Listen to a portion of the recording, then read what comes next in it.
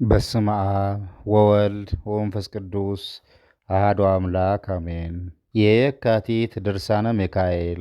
በአብ ስም አምነን አብን ወላዲ ብለን፣ በወልድ ስም አምነን ወልድን ተወላዲ ብለን፣ በመንፈስ ቅዱስ ስም አምነን መንፈስ ቅዱስን ሰራጺ ብለን ምንም ለአጠይቁ አካላት ሶስት ብንል በባህሪ በህልውና በመንግሥት ሥልጣን አንድ አምላክ ብለን እናምናለን። ለዘላለሙ ልመናው ክብሩ በእኛ ይደርብንና የካቲት በባተ በ12 ቀን የሚጸለይ የክቡር ኃያል ሊቀ መላእክት የቅዱስ ሚካኤል ድርሳን ይህ ነው። ከዚህም ነገር በኋላ እንዲህ ሆነ። ሃይማኖቱ ፍጹም የሆነ በመዓልትም በሌሊትም የሚጸልይ አንድ ድሃ ሰው በዚህ ሀገር ይኖር ነበር። ሊቀ መላእክት ቅዱስ ሚካኤልንም አቤቱ ጌታዬ እዘንልኝ፣ የዕለት ምግብና የዓመት ልብስን ስጠኝ እያለ ይለምነው ነበር። ሰውየው ግን ሰነፍ ነበርና ከቤቱ ወደ ሥራ አይወጣም፣ የሚያውቀውም ሥራ የለውም።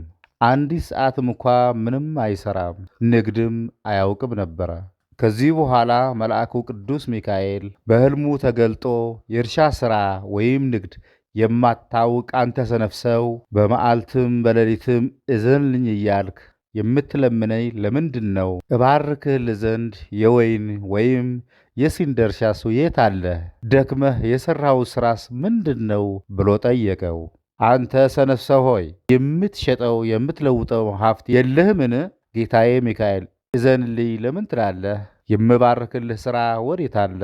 የዓለም አባት አዳምን በዲያብሎስ ተንኰል የፈጣሪውን ትእዛዝ ባፈረሰ ጊዜ ወደ ተፈጠርክባት ወደዚች ምድር ተመልሰህ ትገባለህ። ወጥተህ ወርደህ እንጀራህንም በግንባር ወዝ ብላ፣ መሬትም እሾህና አሜከላ ያውቅልብህ ብሎ እግዚአብሔር እንዳዘዘ አልሰማህምን? አንተ ግን ሳሰራ ባርክልኝ ትላለህ አለው። ይህም ተናግሮት ወደ ሰማይ አረገ። በነጋም ጊዜ ያ ድሃ ሰው ተነስቶ ወደ ቤተ ክርስቲያን ሂዶ የቅዱስ ሚካኤል ስዕል አድኖ ወዳለበት ገብቶ ሊቀ መላእክት ቅዱስ ሚካኤል ሆይ ከእኔ ጋር አቁም፣ አትተወይ እያለ ጸለየ። ከቤተ ክርስቲያንም በወጣ ጊዜ ለነዳያንና ምስኪናት ብዙ መጽዋዕትን የሚሰጥ እግዚአብሔርንም የሚፈራ አንድ ባለጸጋ ሰውን አገኘ። ያም ድሃ ጌታዬ ነግጄ አተርፍበት ዘንድ 100 ወቄት ወርቅ በብድር ስጠኝ፣ ዋናው ገንዘብህን ከነወለዱ እሰጥሃለሁ አለው።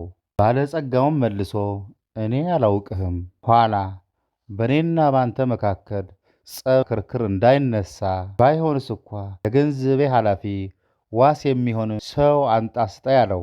ያ ድሃም ባለጸጋውን ገንዘብ የሌለኝ ፍጹም ድሃ ነኝና የሚዋሰይ ሰው አላገኝም፣ ይልቁንስ ተነስ አንተና እኔ ወደ ቅዱስ ሚካኤል ቤተ ክርስቲያን እንሂድ፣ እርሱ ጌታዬ ይዋሰኛል አለው።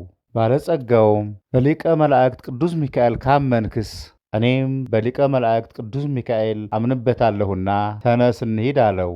ከዚህም በኋላ ሁለቱም ወደ ቤተ ክርስቲያን ሂደው ከቅዱስ ሚካኤል ስዕል ፊት በአንድነት ቆሙ። ድሃውም ጌታዬ ቅዱስ ሚካኤል ሆይ አላመነኝምና ገንዘቡን መልሼ እስከምከፍለው ድረስ በዚህ ባለጸጋ ተዋሰኝ። ከዛሬ ጀምሮ እስከ ሰኔ 12 ቀን ድረስ ወርቁን ለባለ ገንዘቡ እመልስለታለሁ ብሎ ጸለየ። ባለጸጋውም ነገርህን ሰማሁ፣ ተነስ እሰጥህ ዘንድ እንሂድ አለው። ይህ ነገር ለሱ ድንቅ ሆኖበታልና። ከዚህ በኋላ ከቤተ ክርስቲያን ወጥተው ሁለቱም በአንድነት ወደ ባለጸጋው ቤት ሄዱ። ባለጸጋውም 100 ወቄት ወርቅ ሰጠው። ከዚህም በኋላ ያ ድሃ ሰው ባለጸጋው የሰጠውን ገንዘብ ይዞ ደስ እያለው ወደ ቤቱ ተመለሰ። ድሮም ወደሚባልም ሀገር ለንግድ ሄደ። ሊቀ መላእክት ቅዱስ ሚካኤል በዓል በሚከበርበት ሰኔ 12 ቀን በሆነ ጊዜ ቀጠሮውም እንደደረሰ እሱም እንዳልተመለሰ አውቆ ጽኑ ሐዘን ተሰማው። ሊቀ መላእክት ቅዱስ ሚካኤልም በልቡም ሊቀ መላእክት ቅዱስ ሚካኤል ሆይ ዋስ የሰጠውበት ቀነ ቀጠሮ ደረሰብኝ፣ ምን ማድረግ ይሻለኛል? ዛሬም መድረስ አይቻለኝምና እያለ ተጨነቀ። ከዚህ በኋላም እጁ ወደ ሰማይ ዘርግቶ በቅኑ ልቦና በጸና ሃይማኖት አምኖ ወደ እግዚአብሔር አመለከተ። ለባለ ዕዳው የሚሰጥ ያን 100 ብርም ከትርፉ 50 ብር ጋራ ከከረጢት አደረገ። ከገንዘቡ ጋራም በከረጢት ውስጥ ቀድሞ ያዘጋጀውን የሊቀ መላእክት የቅዱስ ሚካኤልና ያበደረውን የባለጸጋው ስም የራሱንም ስም በአንድነት ጨመረ። ከዚህም በኋላ ተነስቶ ወደ አንጥረኛ ሂዶ የብረት ሳጥን ሥራልኝ አለው። አንጥረኛውም ሳጥኑን ሠራለት። ከረጢትም ወስዶ ሳጥኑ ውስጥ ወስዶ ቆለፈው።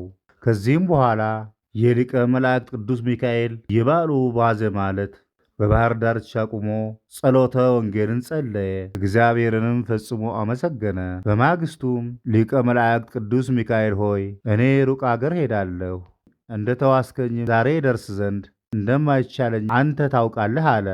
እነሆ የተዋስከኝንም ገንዘብ ከባሕር ጣለው፣ ለባለ ገንዘቡ አድርስልኝ። የእሱና የኔ ቀጠሮ በዚች በዓል በሚከበርበት ቀን ነውና አደራህን የተበደርኩትን ገንዘብ መልሰህ አድርስልኝ አለው። ያን ጊዜ ታላቅ ዓሣ ወጥቶ ሳጥኑን ዋጠው። ያም ዓሣ 6 ወር ከ7 ቀን በአንድ ቀን ተጓዘ። በነገታው ፀሐይ ሲወጣም 6 ወር ከ7 ቀን የሚያስከደውን መንገድ በአንድ ቀን ተጓዘ። በነገታው ፀሐይ ሲወጣም እስክንድሪያ በምትባል አገር አንጻር ወዳለ ባሕር ዳርቻ ደረሰ። በዛችም ቀን ያ ባለጸጋ ለሊቀ መላእክት ቅዱስ ሚካኤል መረባቸውን ወደ ባሕር ጥለው ዓሣ ያጠምዱ ዘንድ ብላቴኖቹን አዘዛቸው። በዚህም ጊዜ ያ ዓሣ በመጀመሪያ ተይዞ ወደ ባለጸጋው አመጡት። ባለጸጋውን ባየው ጊዜ ይህም ዓሣ በዓሉን እናከብርበት ዘንድ ቅዱስ ሚካኤል አመጣልኝ አለ። ዓሣውን ያርዱትም ዘንድ ብላቴኖቹን አዘዘ። ብላቴኖቹም አርደው ሆድ ዕቃውን ባወጡት ጊዜ በዓሣውን ሆድ ውስጥ ያንን ሳጥን አገኙት። ባለጸጋውም ግምጃ ቤቱን ጠርቶ በሀገራችንና በባህሉም ውስጥ የሆነውን ነገር እስከምናውቅና እስከምንረዳ ይህንን ሳጥን አስቀምጥ አለው። ከጥቂት ቀንም በኋላ ድሃው ሰው ወደ እስክንድሪያ ሀገር ተመለሰ። ባለሀብቱም አገኘው። ባለገንዘቡም አምኜ ገንዘቤን ብሰጥህ ስለምንድን እንደዚህ አደረግ? በቀጠሮው ቀን ያልከፈልከኝ ስለምንድን ነው አለው። ድሃውም እኔ ስለ ተዋሰኝ ሰጥቼዋለሁ አለው። ባለጸጋውም ለዋስህ ልትሰጠው ዘንድ ወዴት አገኘኸው አለው።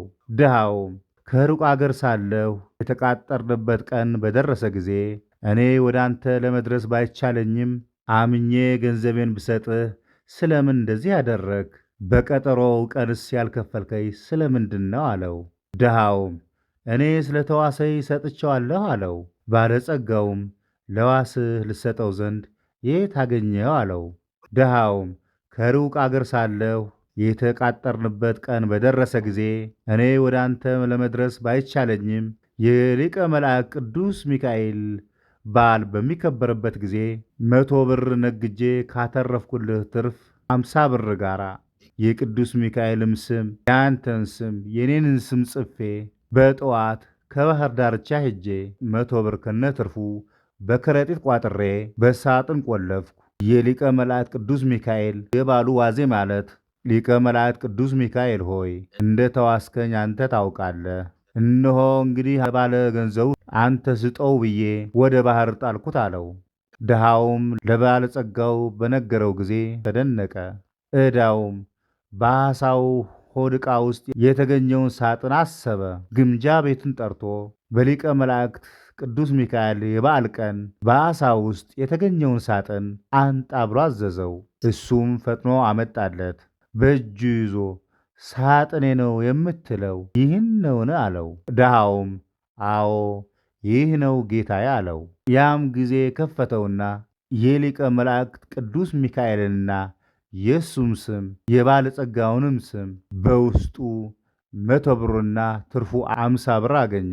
ስለዚህም ነገር እግዚአብሔርን በፍጹም ምስጋና እያመሰገነ ሊቀ መላእክት ቅዱስ ሚካኤልን ኃይልህ ፍጹም ነው እያለ አደነቀ። ባለጸጋውም ያን ገንዘብ ከነትርፉ አገኘ። ድሃውንም ወንድሜ ሆይ ሃይማኖትህ ፍጹም ነው፣ በእውነት አንተ የእግዚአብሔር ባለሟል ነህና ካንተ ይህንን ትርፍ አልወስድም ብሎ 50 ብሩን ለሊቀ መላእክት ቅዱስ ሚካኤል ቤተ ክርስቲያን በ50 ብሩ ጽዋ አሰራ። ከዛችን ዕለት ጀምሮ ሁለቱም እስከ ዕለተ ሞታቸው ድረስ ወዳጅ ሆኑ። በእግዚአብሔር ፍቅር አንድነትን ኖሩ። ይህ ሁሉ በሊቀ መላእክት በቅዱስ ሚካኤል አማላጅነት የተደረገ ነው። እኛንም እግዚአብሔር በሊቀ መላእክት ቅዱስ ሚካኤል ጸሎት ይቅር ይበለን፣ ሁላችንንም ክርስቲያኖችን ይጠብቀን ለዘላለሙ አሜን። ልመናው ለዘላለሙ በእኛ ይደርብንና ተፈጥሮው ከነበልባላዊ እሳት የሆነ ሊቀ መላእክት ቅዱስ ሚካኤል ያደረገው ተአምር ይህ ነው። እግዚአብሔርን የሚፈራ ለነዳያን የሚራራ ዘወትር በሊቀ መላእክት ቅዱስ ሚካኤል በጎ ነገርን የሚሰራ አንድ ቸር ሰው ነበረ።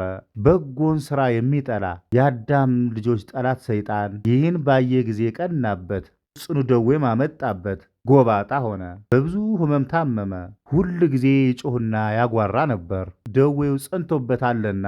ከደዌውም ጽናት የተነሳ ከምኝታው መነሳት ስለተሳነው ዘመዶቹንና ጎረቤቶቹን በስውርና በድብቅ ተሸክመው ይወስዱት ዘንድ ለመናቸው። እነሱም በሌሊት ሰው ሳያውቅ ወደ ሊቀ መልአክ ቅዱስ ሚካኤል ቤተ ክርስቲያን ወስደው ከዚያ አኖሩት። ከዚህም በኋላ ይህ ሕመምተኛ በጽኑ ልቦና ወደ ሊቀ መልአክ ቅዱስ ሚካኤል ጌታዬ ሆይ እኔ ባሪያ አገልጋዬ በጸሎትህ አምኜ ዝክርህን ስዘክር እኖር ነበረና እባክህ እርዳኝ፣ ከዚህ ክፉ ደዌ በሽታ ፈጽመህ አድነኝ እያለ ይማጸን ጀመር። እንዲህም እያለ ከልቅሶ ጋር መሪር እንባን በማፍሰስ ደረቱን እየደቃ እየመታ ለቀሰ።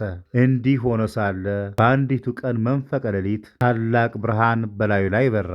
ከብርሃኑ ውስጥም ሊቀ መላእክት ቅዱስ ሚካኤል ተነስ፣ እግዚአብሔር ከዚህ ደዌ ፈውሰዋልና ሲል ተገልጾ አነጋገረው። ይህ የታመመ ሰውም መልአኩን